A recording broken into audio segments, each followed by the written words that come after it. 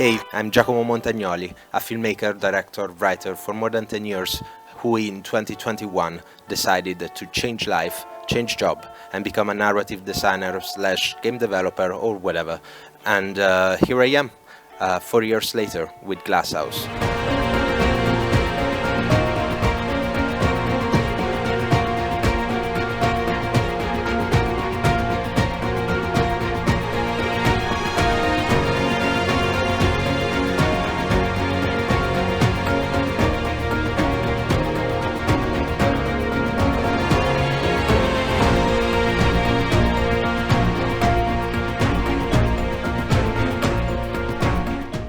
Inspired by deep games such as Pathologic and Disco Elysium, GLASSHOUSE is a CRPG set in a feudal punk post-capitalist world at war where states no longer exist and we have returned to a feudal geopolitical system.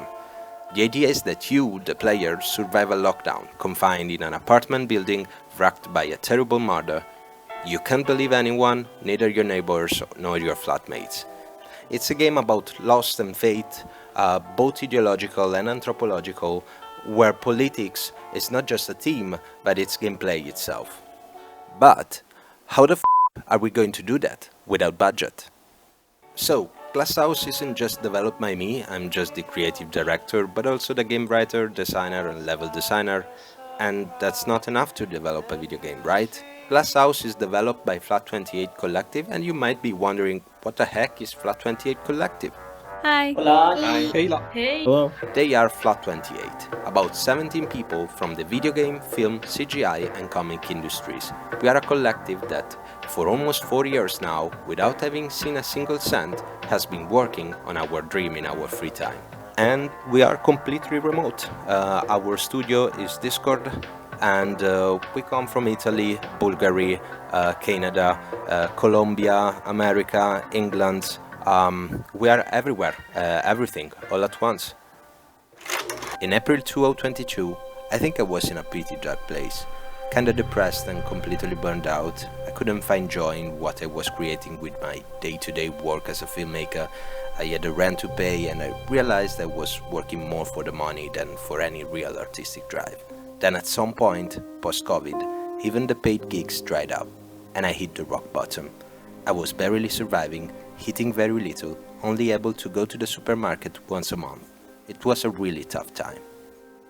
Now, I am quite sure that I could survive on low salaries, but I surely could not without art. So one day, while I was playing Gun Showdown on PlayStation 4, there was a programmer friend of mine who was complaining that there were no more interesting video games to play, so I proposed, hey, why don't we develop a video game together? And there it is. In May 2022 we started with 2 people and now we are 23. Now, collaborating for a few months or even a few years to create your own indie game isn't exactly easy, but 3 years with no budget and still far from release, oof, that's truly hardcore. So you might be wondering, what's the secret ingredient to keeping a team, or in our case a collective, together? And I think filmmakers should be aware that they don't know anything. John Nicholas Cassavetes. Yes, he might have passed away in the 90s, but if there's one thing that he left us, beside masterpieces like Gloria, it's his production philosophy. Specifically, Cassavetes revolutionized American independent cinema by introducing an elastic hierarchy. There's a famous story where Seymour Cassel, who played Chet in Faces, improvised an entire monologue about his character's past. Cassavetes loved it so much that he rewrote part of the story to incorporate it. The hierarchy was elastic. Cassavetes was the director, yeah, but he wasn't a dictator. He trusted his team to bring their own creativity to the table and the film became richer for it. You could see it as a cousin to agile methodology, but it's not just about self-accountability. It's about trust, flexibility and letting the best ideas rise to the top, no matter where they come from.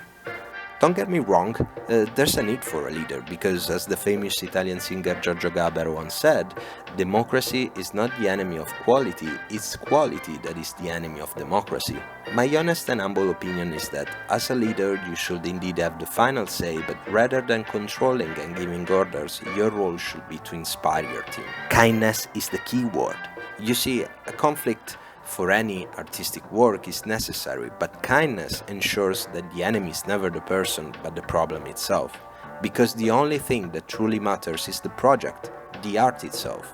Now, with this elastic hierarchy system, concept artists can pitch game mechanics, designer can throw in stylistic ideas, and even programmers can do sound design or, I know, soundtrack. As a concept artist, I've had the opportunity to work in a new style, and as I was still just a university student when I first joined, it was a great opportunity to gain some invaluable experience and see what the actual game development pipeline is like, and work directly with 3D artists to provide them work that's actually useful to them.